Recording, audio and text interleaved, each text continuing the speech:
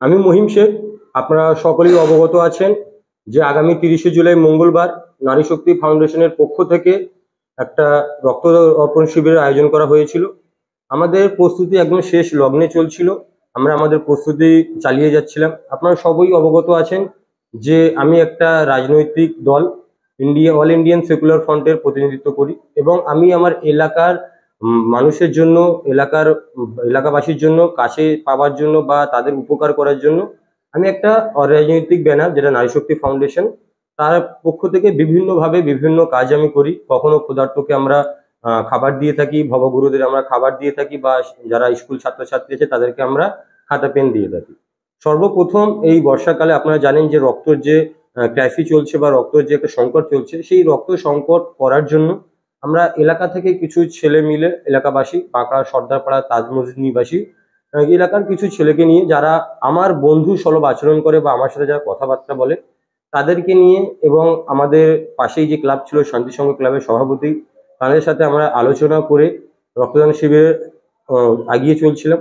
হঠাৎ করে কাল সকাল 10টার দিকে আমাদের বাঁকড়া ফাঁড়ির বড়বাবু তিনি ফোন করে বলে যে মহিম, তোমাদের প্রোগ্রামে কেমন কি শিডিউল আছে বা কেমন কি চলছে। আমি তাদেরকে জানালাম, স্যার আমরা একদম অরাজনৈতিক ব্যানার থেকে আমরা প্রোগ্রাম করছি, আমাদের এই গেস্ট আসছে বা আমাদের এই প্রোগ্রাম শিডিউল হয়ে আছে। উনি আমাকে বললেন, প্রধানকে ফোন করেছেন বা প্রধানকে আমন্ত্রণ করেছেন? আমি ওনাকে জানালাম, স্যার এটা তো একদম অরাজনৈতিক ব্যানার, তো সেক্ষেত্রে আমরা প্রধানকে আমন্ত্রণ করিনি।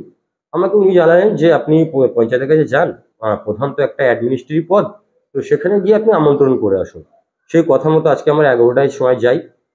11টার সময় গিয়ে আমরা প্রধানের জন্য অপেক্ষা করি। প্রধান ছিলেন না এবং সেখানে ক্যান্ডিডেট বা ওই এলাকার যে তারা ক্যান্ডিডেট বা 3 নম্বর অঞ্চলের বা তারা কেউ নেতৃত্ব আমার জানা নেই, কিছু ছেলে বসেছিল, তাদের সাথে আমার কথোপকথন হয় এবং শেষ পর্যন্ত বেলা 4টের সময় টাইম হয় যে প্রধানের সাথে আমরা কথাবার্তা বলতে ও আমন্ত্রণ করতে যাবো। সে রীতিমতো আমরা 4:30-র মধ্যে পঞ্চায়েতে গিয়ে উপস্থিত হই। সেখানেও অপেক্ষা করতে করতে 6:30 বা 6:40 নাগাদ বাজে। বাজার পরে আমি দেখলাম প্রধান সাহেব আছে, এক্স প্রধান, বর্তমানে যিনি আমাদের পাঁকড়া 3 নম্বর পঞ্চায়েতের চেয়ারম্যান, এবং তার জামাই পাপ্পুদা, এবং আরো এলাকার কিছু গণ্যমান্য ব্যক্তিরা সেখানে উপস্থিত ছিল। সেখানে আমি যখন আমন্ত্রণ করতে যাই, আমাকে বললো আমন্ত্রণ পরে হবে, তুমি বলো যে প্রধানের সাথে আলোচনা করেছিলে। আমি বললাম, দেখুন একটা অরাজনৈতিক ব্যানার থেকে আমি রক্তদান শিবির করছিলাম, সেখানে আমি প্রধানকে জানাইনি, আমি আমন্ত্রণ করতে এসেছি। ওনারা আমার বললো, তুমি যেখানে করতে আসছো তোমার ভোটার কার্ডটা দেখি। আমি ভোটার কার্ড দেখালাম। খুব আশ্চর্য হলাম যে তিনি প্রধান ছিলেন 5 বছরে, বর্তমান পঞ্চায়েত চালাচ্ছেন, ভোটার কার্ডে নাম বাবার নামের জায়গায় স্ত্রীর নাম আছে, সেটা উনি বলছে যে আমার ভুল। খুব আশ্চর্য লাগলো, লজ্জা লাগলো আমার, যে একটা 5 বছরে প্রধান থাকা এবং 10 বছর চেয়ারম্যান, তিনি ভোটার কার্ড ভুল কার জন্য হয় তিনি সেটা এখনো জানেন না। ওটা একটা পার্ট। দ্বিতীয় পার্ট, আমাকে বলা হলো যে তুমি, আমি ভাই সবাই আপনারা জানেন যে আমি গরিব মানুষ, আমি জমি জায়গা কিনেছি, ঘর করতে পারিনি, এখন আমার ঘর নেই। আমি সেভাবে এখন একটা ফ্ল্যাটে ভাড়া থাকি এবং আমার জমি ঘর করার প্রস্তুতি চলছে। আমাকে বলা হলো, তুই একটা ভাড়াটে, এলাকা বিভাগ করতে চাইছিস, আমাকে ভাড়াটে বলে আখ্যা দেওয়া হলো। এবং আশ্চর্যের বিষয় আপনি জানবেন, বাঁকড়া 3 নম্বরে 70% ভাড়াটে। ওটা একটা পার্ট গেল।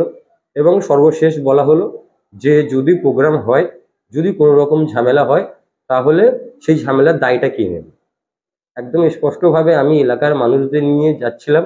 আমরা পৃথিবীতে বা আমাদের পশ্চিমবাংলায় যারাই বাস করি, কেউ না কেউ কোনো রাজনৈতিক দলের সাথে জড়িত। হ্যাঁ, আমি অল ইন্ডিয়ান সেকুলার ফ্রন্ট করি এবং করছি।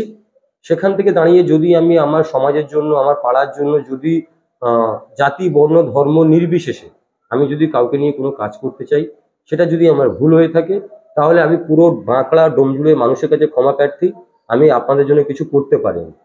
এটা আপনারা বুঝুন যে রাজনৈতিক ছাড়া এলাকায় অনেক কিছু করা যায়। সেই আমি চেষ্টা করেছিলাম আপনাদের জন্য। যারা আমার সাথে ছিলেন তাদেরকে আমি অসংখ্য ধন্যবাদ জানাই যে আপনারা আমার সাথে শেষ পর্যন্ত ছিলেন এবং সহযোগিতা করেছেন, আপনার এলাকার জন্য অনেক কিছু করেছেন। কিন্তু এটা চিহ্নিত করা গেল যে বাঁকড়া 3 নম্বর থেকে এবং তথা ডোমজুর থেকে যে কারা এলাকার জন্য কাজ করতে চাইছে না। আমার নামে অনেক অভিযোগ উঠলো যে আমি ভাড়াটে, আমি এলাকাকে বিভক্ত করতে চাইছি। এবং সব থেকে যেটা খুশি হলাম শুনে, যে প্রধানে এলাকায় একদম পঞ্চায়েত অফিসে বসে বলা হচ্ছে 2000 নারী শক্তি ফাউন্ডেশন, আমি নাকি 2026-এ নিজে এমএলএ হব বলে আমি নাকি মাটি সাজাচ্ছি। এটা আমি খুবই আরেকবার ধন্যবাদ জানাচ্ছি জাকির সাহেব আপনাকে, যে আপনি আমাকে এমএলএ হওয়ার যোগ্যতা মনে করেন। আমি নিজেকে সত্যিকারে এত বড় নেতা ভাবতাম না, আপনি আমার পথ চিনিয়েছেন, আর তার জন্য আমি আপনার কাছে জোড়হাতে কৃতজ্ঞ। আর বিশেষ করে আমাদের যারা অতিথিরা ছিলেন, আমাদের আইনজীবীরা, আমাদের ডাক্তারবাবুরা এবং আমাদের যারা আইনের কর্মকর্তারা, আমি সকলের কাছে আবার করজোড়ে বিনম্রভাবে আমি ক্ষমা চাইছি যে আমি রক্তদান শিবিরটা করতে পারলাম না। আমি আপনাদের কথা দিচ্ছি, নারী শক্তি ফাউন্ডেশন, হ্যাঁ আরেকটা কথা বলি যে নারী শক্তি ফাউন্ডেশন আপনারা জানেন যে আমি যেভাবে কথা বলে এগোচ্ছি, এখনো রেজিস্ট্রেশন করা হয়নি, রেজিস্ট্রেশন করব, সে কথাটাও তুলেছে। হয়তো এখানে ইনি বলতে পারেন যে আমার ভিডিও দেখে যে কই রেজিস্ট্রেশনের কথা তুললো না। হ্যাঁ, আমার নারী শক্তি ফাউন্ডেশন রেজিস্ট্রেশনের জন্য অ্যাপ্লাই করেছি। যারা এনজিও চালান তারা জানেন 28 দিন থেকে 45 দিন লাগে বা 90 দিন লাগে, সেই প্রক্রিয়ায় আমি আছি। আমি এখনো আমার রেজিস্ট্রেশন হয়নি। তো আমি সকলের কাছে ক্ষমা প্রার্থী। নারী শক্তি ফাউন্ডেশন এনজিও রেজিস্ট্রেশন হবে, হবার পরে বাঁকড়া 3 নম্বরে ব্লাড ডোনেশন ক্যাম্প হচ্ছে হচ্ছে, এটা আমি কথা দিচ্ছি। যদি নারী শক্তি ফাউন্ডেশন ওনারা মনে করেই থাকে এটা আইএসএফ এর একটা অঙ্গ, ওনারা ভুল করছেন।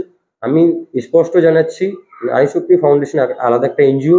আমার যেটা পরিচিত আছে, আমি ডোমজু ব্লকের আইএসএফ এর কনভেনার, আমি আমার জায়গায় থাকবো এবং আমি বলেছিলাম এলাকা থেকে যারা আসছে তাদেরকে নিয়ে আমি একটা সম্প্রীতির বার্তা দেওয়ার চেষ্টা করতে হবে, সেখানে আমি ব্যর্থ।